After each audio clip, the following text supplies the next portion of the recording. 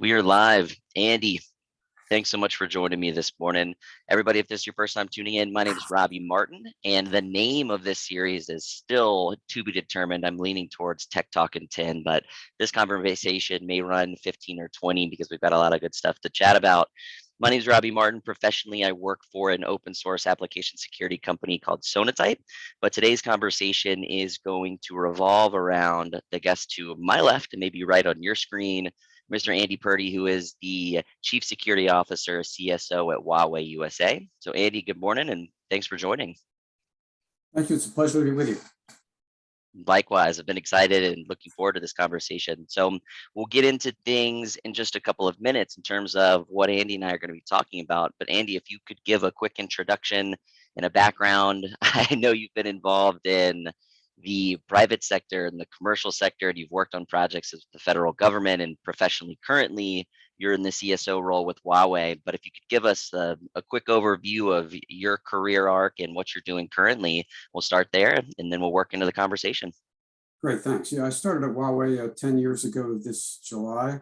My primary responsibility focused within the United States on cybersecurity and privacy protection, although I've been to 26 countries for Huawei.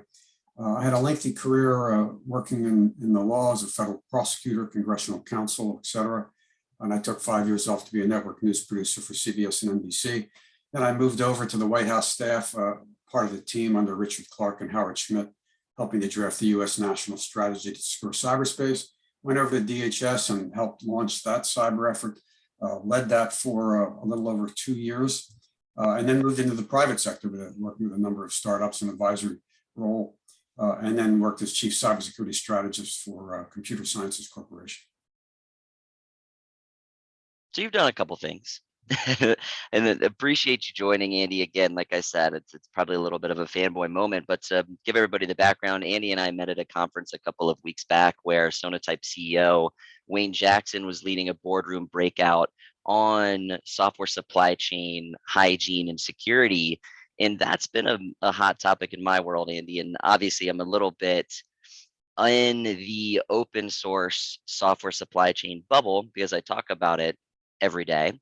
But to your point about helping draft what the federal government is going to lean on as the pillars of cybersecurity governance moving forward, there's been things that have touched my personal space in the mandates around being able to produce software bill of materials that are coming out from government integrators and anyone selling software to the government.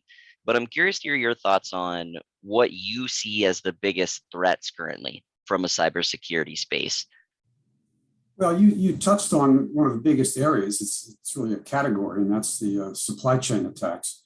But it's really part of the overarching problem that there are too many vulnerabilities in too many places, and we don't have adequate ability to detect them early enough to appropriately mitigate the risk or even discover them in a reasonable period of time.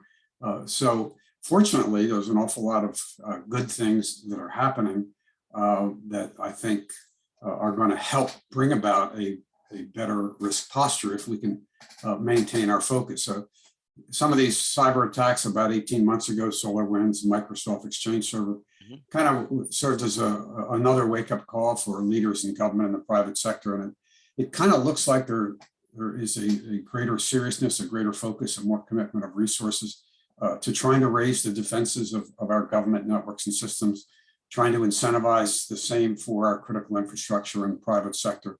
And there's some discussion about greater collaboration globally in the area of standards and hopefully conformance programs and independent testing of critical components. Because I think one thing we saw from the attacks on SolarWinds and Microsoft Exchange Server and some others is that the old notion of trusted suppliers is really no more. As the former principal deputy to the director of national intelligence, Sue Gordon, said a couple of years ago,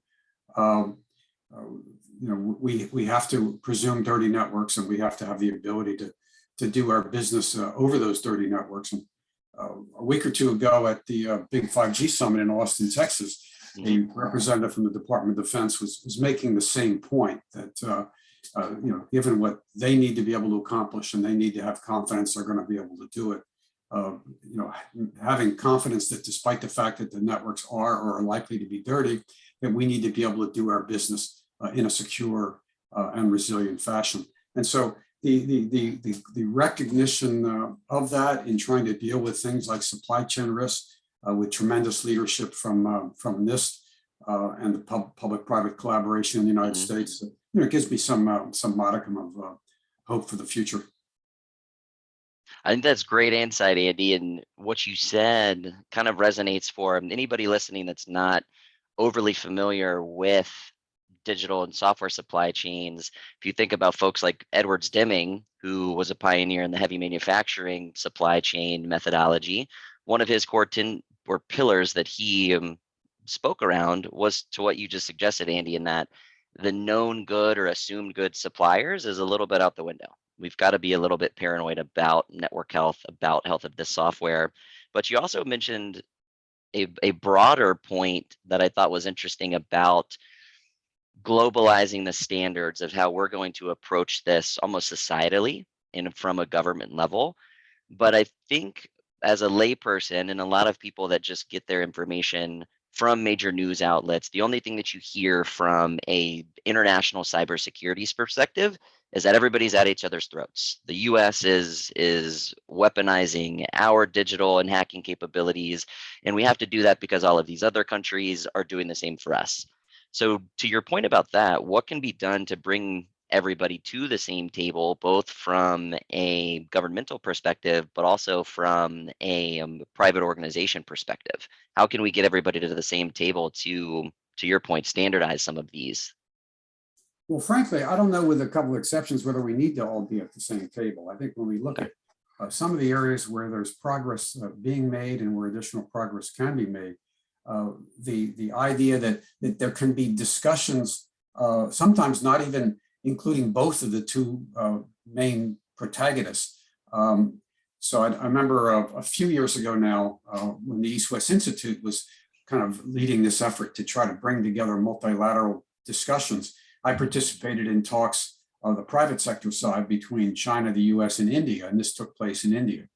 Some of that work significantly looks like it's moving to another organization, but first let me mention that the idea of there have been governmental talks for a while between US and China with fits and starts, and there have been private sector level talks, often called the Track 2 dialogue.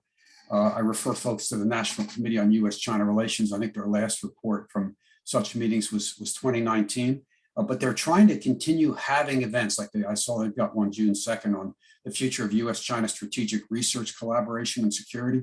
The idea of getting folks together to talk about important issues and making public the results of those discussions.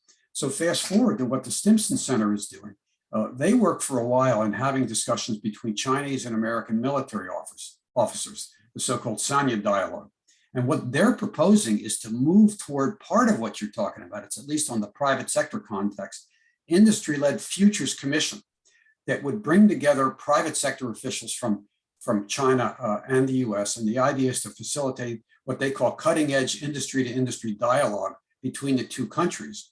And their objective is to come up with alternative futures. What could the futures look like depending on whether, how, and when there's collaboration to try to move in that direction?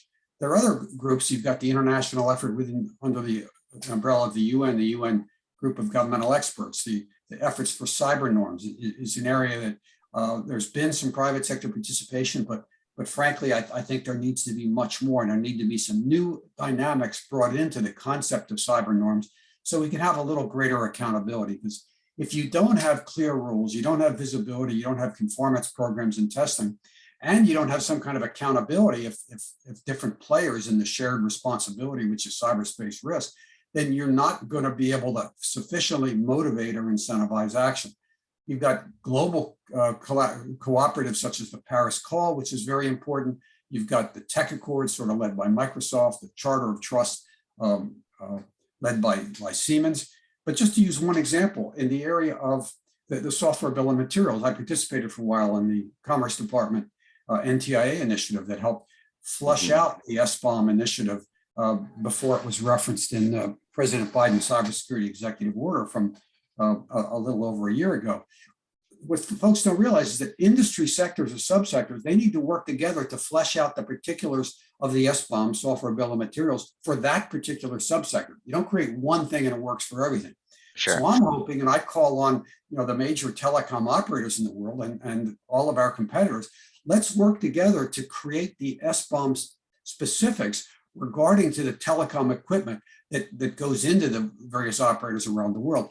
And it's like when you look at standards efforts, the bringing folks to the same table, and folks choose whether they're going to be at the table. For example, the 5G standards led by GSMA and 3GPP have been very, very important. The US has been, at their own decision, woefully underrepresented in the 5G standards. Go to the telecom piece, where Huawei and all of our competitors, all the major operators, have participated in creating those kinds of technical standards for telecom equipment and creating conformance programs and independent testing, similar to the concept of common criteria, which, as you know, there are like 70 different labs around the world. If it's tested one place, it's recognized others by those countries that recognize it.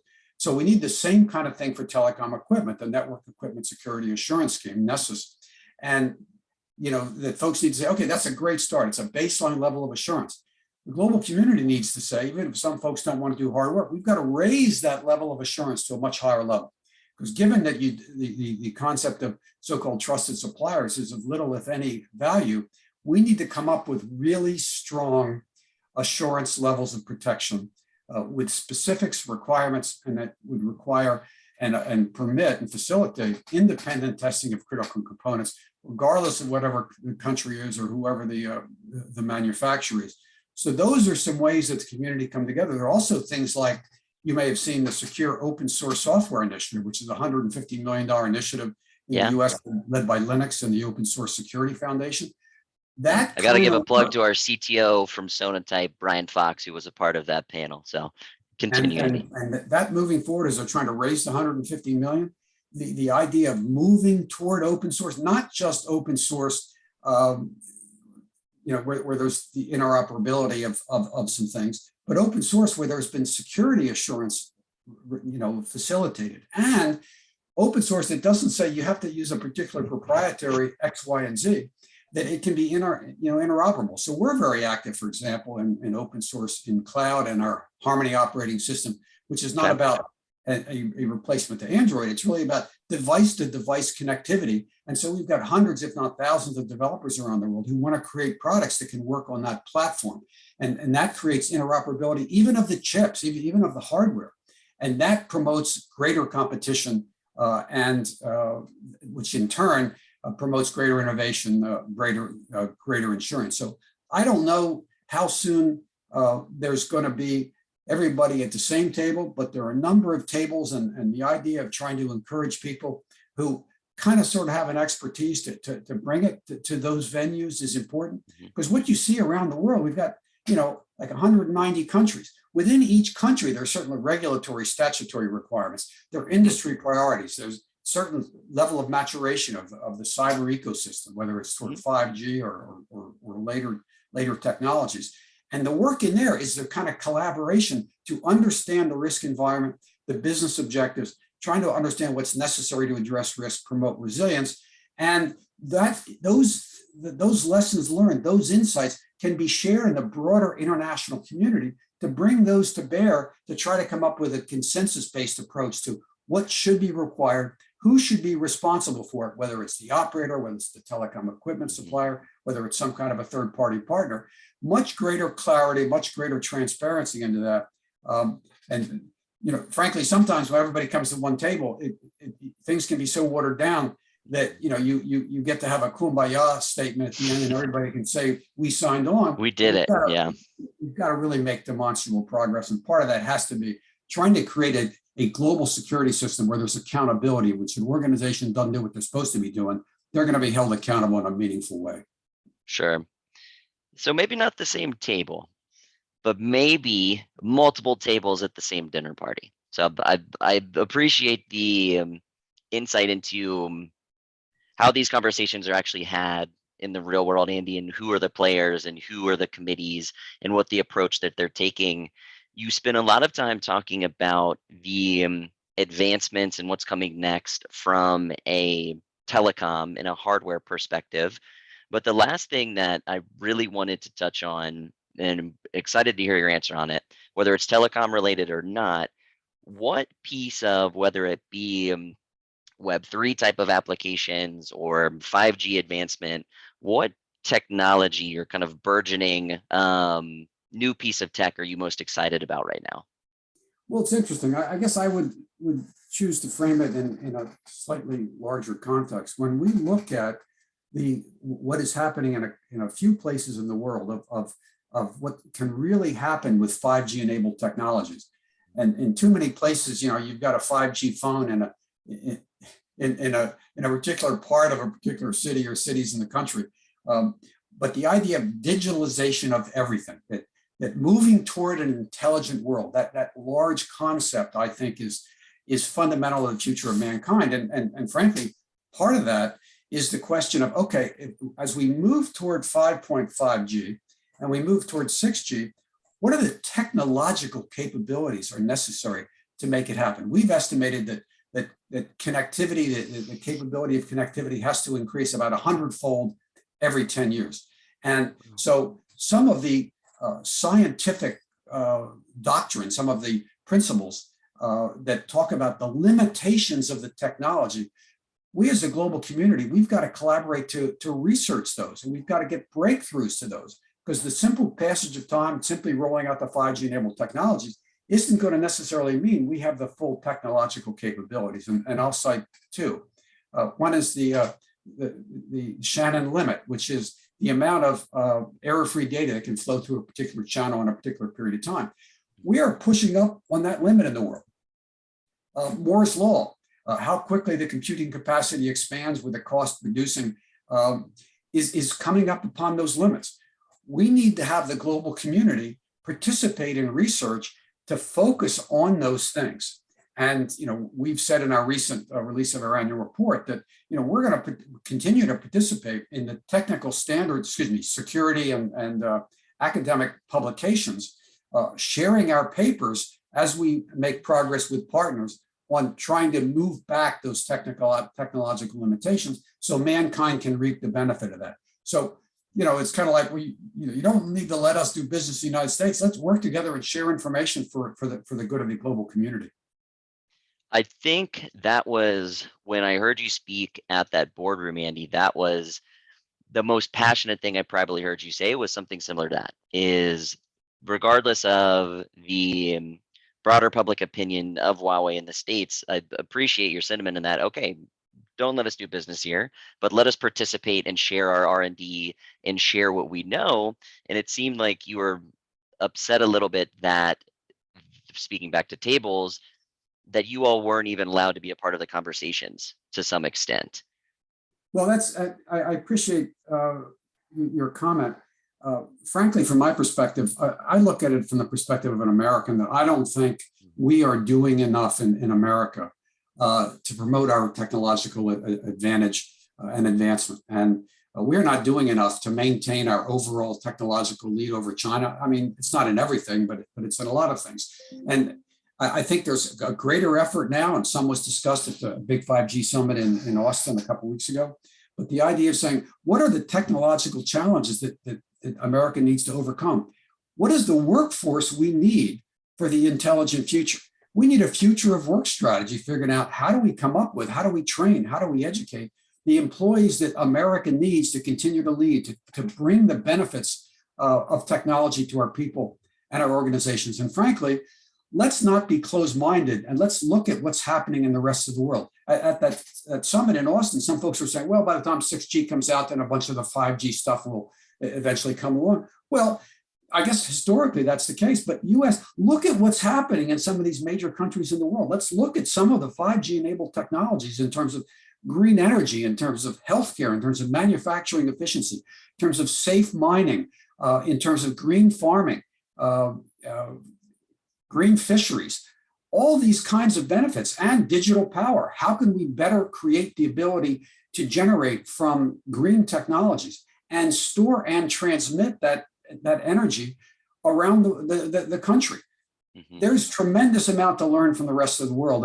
And just because you don't like us, let us tell you what's happening. Talk to our partners about what's happening around the world, because our industry sectors need to know there's a whole lot more they can do to digitalize their particular sector or subsector for the benefit of their business and the benefit of their customers and the benefit of the United States.